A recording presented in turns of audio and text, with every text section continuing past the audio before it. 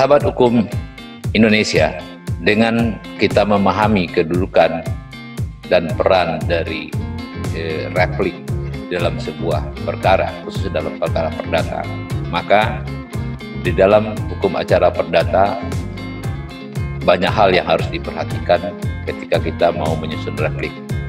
Ada beberapa hal yang perlu diperhatikan ketika kita menyusun replik di dalam hukum acara perdata maupun dalam hukum acara tata usaha negara.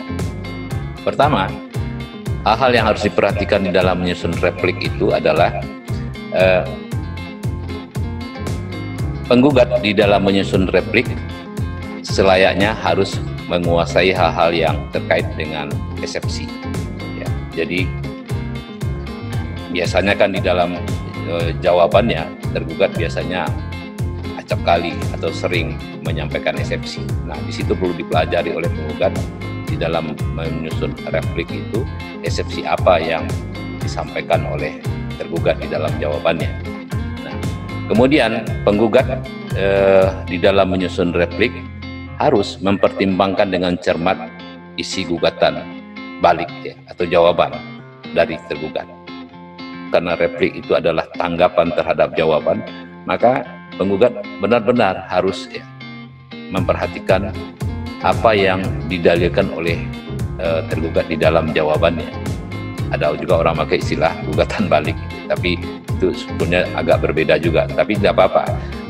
Tapi saya lebih suka memakai istilah dalam jawaban yang diberikan oleh tergugat terhadap gugatan. Nah, itu harus, jawaban itu harus menjadi perhatian yang seksama dan cermat sekali dari penggugat, dan kemudian itu disusun kembali di dalam replik. Jadi replik tidak mengulangi kembali ya, artinya tidak otomatis mengulangi kembali atau bersikukuh dengan gugatan. Bisa jadi ada hal-hal yang kemudian oleh tergugat didalilkan sesuatu yang bisa saja di dalam gugatan tidak disampaikan oleh penggugat, tapi kemudian dimunculkan oleh tergugat. Nah, ini juga satu bagian penting yang harus dicermati oleh penggugat ketika menyusun replik. Di dalam replik itu memang ada kalanya harus dirinci atau perlu didetailkan. Bisa jadi objeknya dibicarakan sama tapi dengan alur yang berbeda atau dengan arah yang berbeda. Nah, ini kemudian juga harus menjadi perhatian sungguh-sungguh. Bisa saja didalilkan di dalam gugatannya oleh penggugat A, si tergugat juga mendalilkan A di dalam jawabannya terhadap gugatan, tetapi dengan jalan yang berbeda, dengan arah dan penjelasan yang berbeda. Di situ salah satu fungsi dari kecermatan dari penggugat yang kemudian menjadi isi juga atau bagian dari dalam replik. Jadi tidak bisa replik berpikir sendiri gitu untuk diri sendiri, atau katakanlah replik itu penggugat tetap bersikukuh. Bisa jadi ada sesuatu kebenaran atau ada sesuatu yang tidak benar yang disampaikan oleh tergugat, meskipun sama-sama bicara tentang sesuatu yang tentang katakanlah A misalnya, tapi di dalam A itu mereka punya versi yang berbeda. Hal lain yang perlu juga diperhatikan oleh penggugat di dalam menyusun replik, seperti selain dari yang telah saya sebutkan tadi, penggugat dalam menyusun replik lazimnya selalu memuat permintaan pada majelis hakim untuk mengabulkan tuntutan dalam gugatan. Walaupun dalam gugatan sudah dibuat, tetapi kemudian dia kembali menegaskan, tentu dengan catatan bahwa apa yang dia uraikan atau dia dalilkan di dalam replik itu adalah satu kesatuan dengan gugatan yang telah dia bikin. Dan ada kalanya sudah sedikit ada bantahan terhadap jawaban tergugat, sehingga dia kemudian juga mengemukakan kembali tuntutannya ya. Karena itu antara gugatan maksud saya dengan replik itu harus dijaga betul sinkronisasi. Jangan sampai ada kontradiktif antara satu dengan yang lainnya, antara dalil dalam gugatan dengan dalil yang dikemukakan dalam replik itu saling bertabrakan, mestinya saling menguatkan. Dan ada kalanya itu tidak sekedar artinya beginilah, replik itu tidak semata-mata mutlak bantah-membantah. Mungkin saja ada yang perlu diiyakan oleh penggugat di dalam repliknya terhadap jawaban tergugat. Tetapi itu justru tergantung dia, apakah yang dia iyakan itu membuktikan apa yang dia dalilkan benar di dalam gugatan. Jadi kemudian banyak orang juga berpikir seolah perlawanan mutlak. Replik lalu dalam pandangan saya itu bukanlah perlawanan mutlak. Ada kalanya kita memang harus mengiyakan kalau memang ada kebenaran yang, apalagi kebenaran yang menguntungkan dalil gugatan kita, bahkan oleh si penggugat diperjelas di dalam jawabannya, dan itu membuktikan. Itulah seninya, ya. Menurut saya seni ketika kita membuat replik. Artinya orang tidak boleh membuat replik secara menurut dia sendiri, tapi dia juga harus ada seni bagaimana memahami jawaban tergugat itu. Kemudian dia melihat di mana yang dalil-dalil itu yang kemudian memperkuat repliknya. Bahkan mungkin kalau saya membantah, menyatakan tidak benar sama sekali, bukan berarti tidak boleh. Itu malah sesuatu nanti ujungnya bagaimana dari replik itu pada akhirnya akan bermuara pada pembuktian. Tanggapan penggugat terhadap jawaban tergugat tidak semata-mata hanya bantah berbantah, tapi bantah berbantah yang kemudian berujung kepada pembuktian. Tanggapan terhadap jawaban yang diberikan oleh tergugat itu harus dibuktikan. Itulah kemudian mengapa membuat replik tidak jangan dianggap sepele. Justru ada kalanya dengan replik itu bisa menjatuhkan gugatan sendiri atau malah justru mementahkan gugatan. Itu yang tidak boleh terjadi.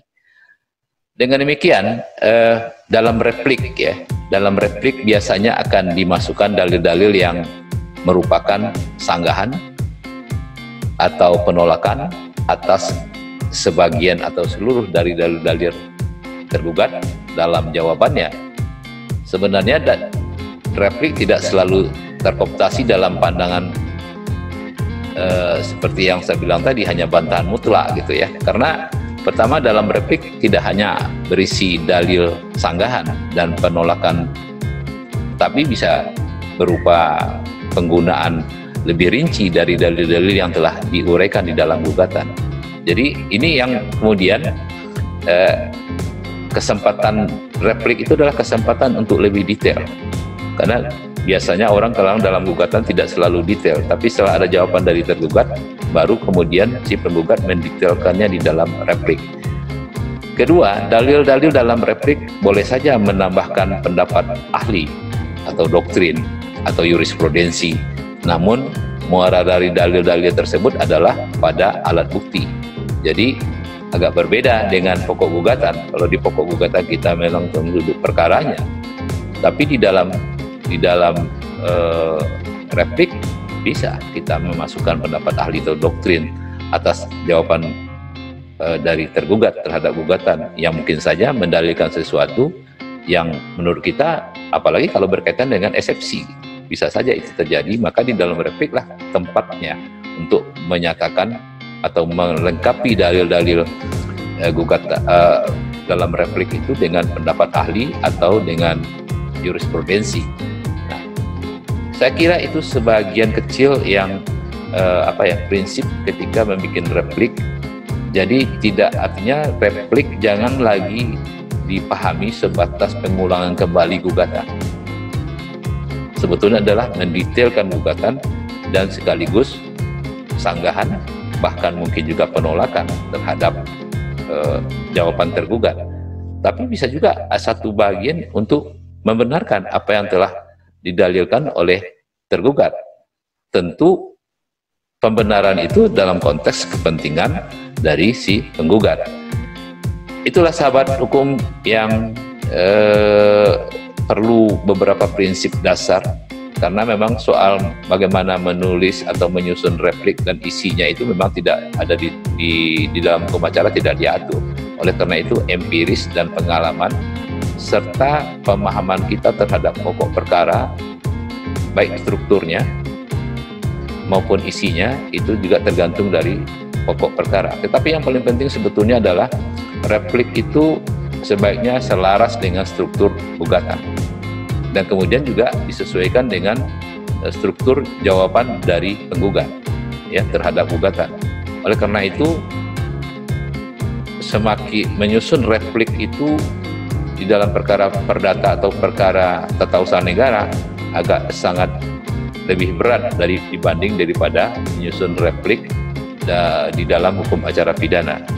Sahabat hukum yang saya cintai dimanapun Anda berada, saya kira untuk kesempatan yang singkat ini, itulah kira-kira yang bisa saya sampaikan atau saya berbagi dengan Anda terkait dengan penyusunan replik. Kita ketemu lagi di lain kesempatan di channel saya ini untuk topik yang lain, dan kita berbagi. Saya menyampaikan apa yang saya tahu, Andalah yang melengkapi. Terima kasih. Kita ketemu lagi di lain kesempatan dengan lain topik. Wassalam.